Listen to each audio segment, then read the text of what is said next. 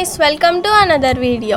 ఈ వీడియోలో ఆంధ్ర స్టైల్ పప్పు చెక్కలు ఎలా చేసుకోవాలో చూసేద్దాం. ముందుగా బియ్యంని ఒక 10 నిమిషాలు నానబెట్టి ఆరబోసి బియ్యం ఎండిన తర్వాత మెత్తగా గ్రైండ్ చేపించుకోవాలి.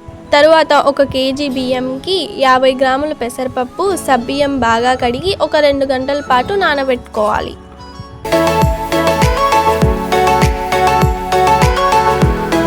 ఇంకా అందులోకి 7 పచ్చిమిర్చి తగినంత అల్లం వేసుకొని బాగా మెత్తగా మిక్సీ పట్టుకొని పేస్ట్ చేసుకోవాలి.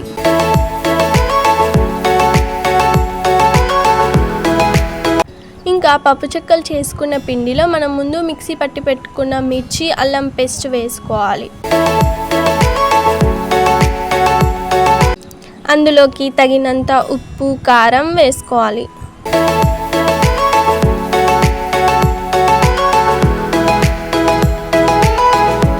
అలాగే అందులో సన్నగా తరిగి పెట్టుకున్న కరివేపాకు ఇంకా 50 గ్రాముల వరకు డాల్డా వేడి చేసి వేసుకోవాలి.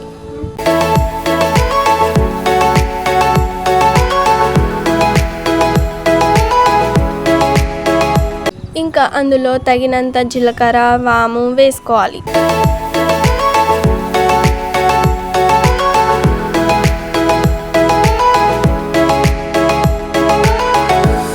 ముందుగా నానబెట్టుకున్న పెసరపప్పు సబ్బియ్యం కూడా వేసుకొని అన్నీ బాగా కలిసేటట్టుగా కలుపుకోవాలి. అందులో గోరువెచ్చని నీళ్లు కొంచెం కొంచెంగా పోసుకుంటూ బాగా కలుపుకోవాలి. వీడియోలో చూపించిన విధంగా కలుపుకుంటే సరిపోతుంది. మరీ అంత గట్టిగా కాకుండా చేతికి అంటుకోకుండా ముద్ద చేయడానికి వచ్చేలా కలుపుకుంటే సరిపోతుంది. పిండి అనేది ఆరిపోకుండా తడి క్లాత్ వేసుకోవాలి. పిండి అనేది చేతికి అంటుకోకుండా నూనె రాసుకుంటూ చిన్న చిన్న ఉంటలు చేసుకోవాలి. ఒక బండపైన ప్లాస్టిక్ కవర్ వేసుకొని పిండి అనేది అంటుకోకుండా ఆ కవర్కి ఆయిల్ రాసి ఉంటలు అనేది తట్టుకోవాలి.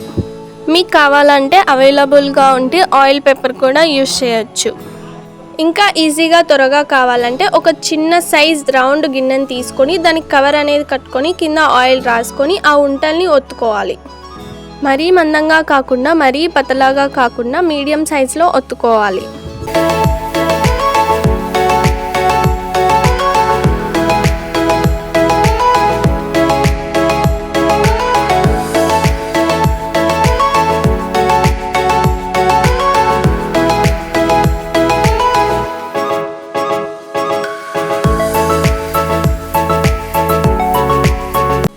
ఆయిల్ బాగా హీట్ అయిన తర్వాత మీడియం ఫ్లేమ్లో పెట్టుకొని చిన్న చిన్నగా ఒక్కొక్కటిగా వేసుకోవాలి.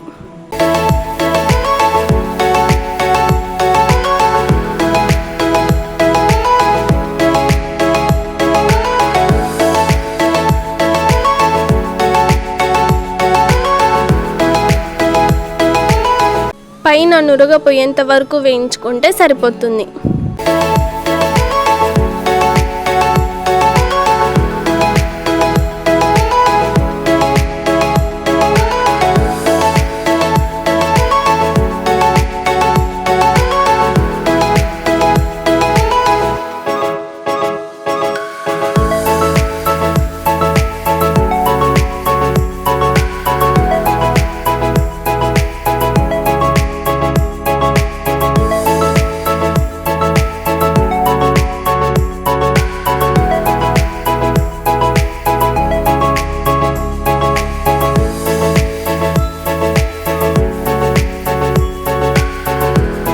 గోల్డెన్ కలర్ వచ్చేంత వరకు కాల్చుకొని తీసేసుకుంటే కరకరలాడే పప్పు చెక్కలు రెడీ.